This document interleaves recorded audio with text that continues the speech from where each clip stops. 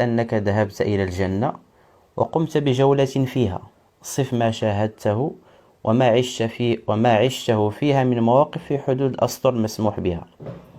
إذا حتى هذا السؤال راه مهم عليه ما عليه. نشوفوا حنا هاد الإنشاء شنو كتب هاد الدري ولا هاد الدرية. طب هو مشكلة كاتبو بالدارجة.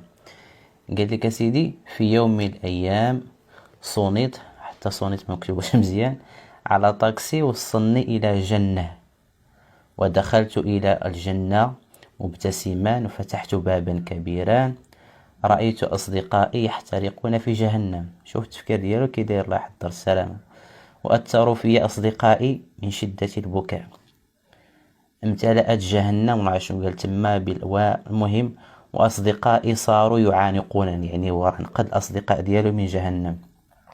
ودخلوا معي في جنتي وأكلنا مومو وكراكس، هادشي ديال بيموات.